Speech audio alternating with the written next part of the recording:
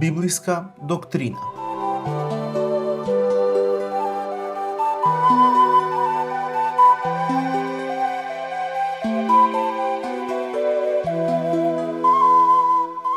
Ова тромесечие ќе ја проучуваме тематиката на првото и второто послание до Коринтијаните.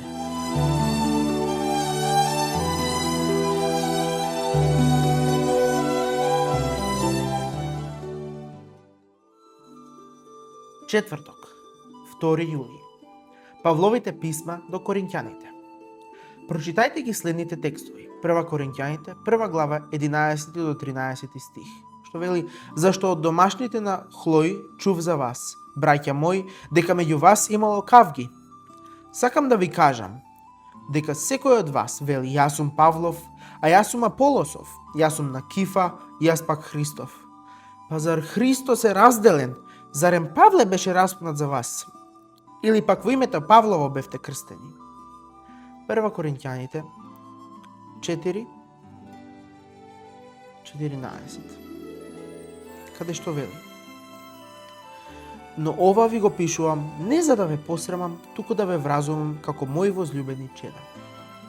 1 Коринтијаните 5:11. Што вели: но сега ви пишувам да не се дружите со оној кој, нарекувајќи се брат, си останува блудник или користолюбец или идолопоклонник или хулник или пијаница или грабач. Со таков дури и да не јадете. 1 Коринтијаните 7:1. А за она што ми пишавте, добро е човек да не се допира до жена. 1 Коринтијаните 14:37 и 40.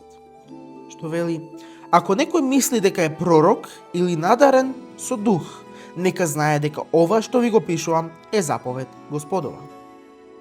Се нека биде достојно и уредно.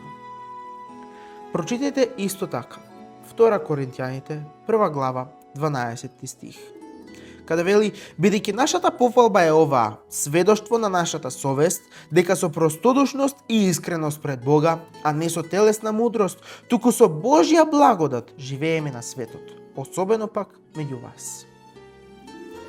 2 Коринтијаните 2 глава 9 стих, каде што вели: затоа и ви напишав да ве испитам и да дознаам дали сте во се послушни. 2 Коринтијаните 11 глава 3 стих, каде вели: но се плашам како што змијата со своето лукавство ја измами Ева, да не се одвратат вашите мисли поради вашата искреност кон Христос. И 2 Коринтијаните 13 глава 10 стих, каде вели: овие работи ви ги пишувам додека сум далеко од вас. Па кога ќе дојдам кај вас, да не употребам строгост според власта која ми ја даде Господ за наградување, а не за рушење. Како овие стихови ни помагаат да разбереме зошто Павле им испраќал писма на коринќаните. Павле се наоѓал во Ефес кога го пишувал првото послание до коринќаните. 1 Коринтијаните 16 глава 5 до 9 стих. Семејството на Хлои дошло кај него со извештај дека работите не одат добро во Коринт. 1 Коринтијаните 1 глава 11 стих. Во текстот во 1 Коринтијаните 1 глава до 6 глава, Павле се занимава со прашањата на кои му укажале Хлоините домашни. Овие проблеми вклучувале поделби, сексуален неморал, судски спорови меѓу верниците и проституција. Павле добили писмо со конкретни прашања. 1 Коринтијаните 7 глава 1 стих. Неговиот одговор представува содржина на ова послание од 7 глава па натаму. Овие прашања се однесувале на бракот, разводот, целибатот, храната жртвувана на идоли, однесување за време на богослужението, употреба на духовните дарови и погрешното сваќање на воскресението. Црквата во Коринт била многу проблематична и незрела. Можеби и вашата локална црква има многу проблеми. Сепак, црквата во Коринт веројатно била уште полоша.